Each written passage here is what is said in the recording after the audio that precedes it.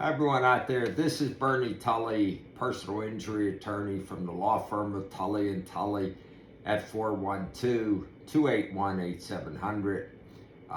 We've been in practice now for over 40 years, and I just want to share with you a workers' comp question that came up yesterday on the phone from a potential client.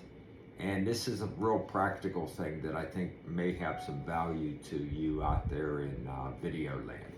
The question is this, workers' comp. A fella called and is currently on workers' comp from a work-related injury. As I mentioned before, we do workers' comp cases. There's an accident, they're driving a car, and they're off of work from that.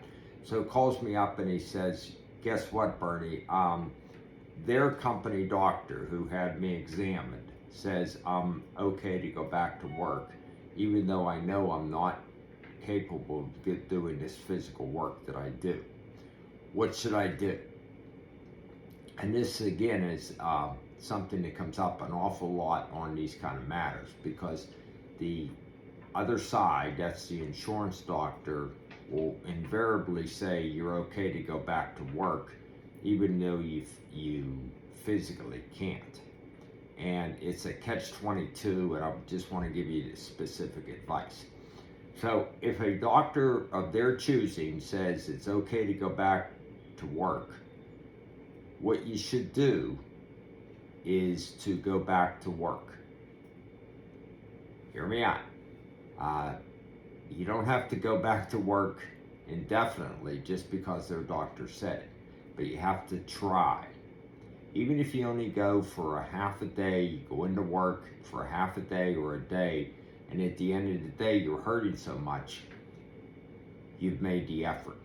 But you want to document to the people, your manager, your supervisor, that look, I came in today, but it's just hurting me so bad, if it actually is, that I just don't think I can physically do it.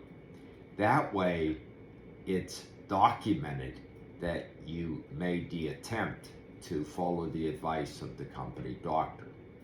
What often happens is there's a knee-jerk reaction from clients, and people are hurt and an injury is, hey, Bernie, I know I can't do that work. It's just too physically demanding and I'm in a lot of pain. I can barely lift a 2-pound weight, and they want me to lift a 20-pound weight for a drill or a drill press or something like that.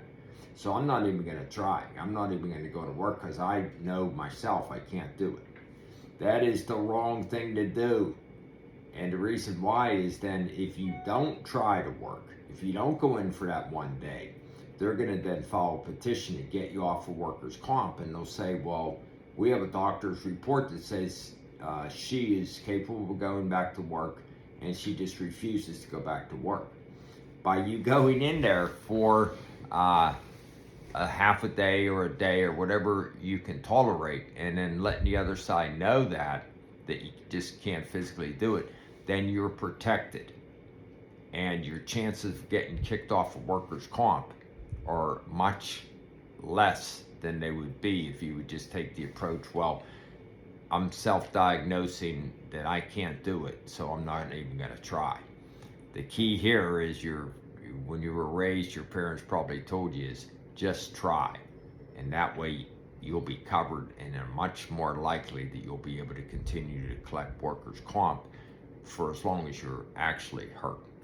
Bernie Tully from the law firm of Tully and Tully, the father and son law firm in Pittsburgh, PA. Just trying to give you this workers' comp advice. We're here for you, 412-281-8700, and we'll do our best to answer any questions you might have if you give us a holler on a workers' comp auto accident related case. Thanks much for listening, and talk to you. Bye.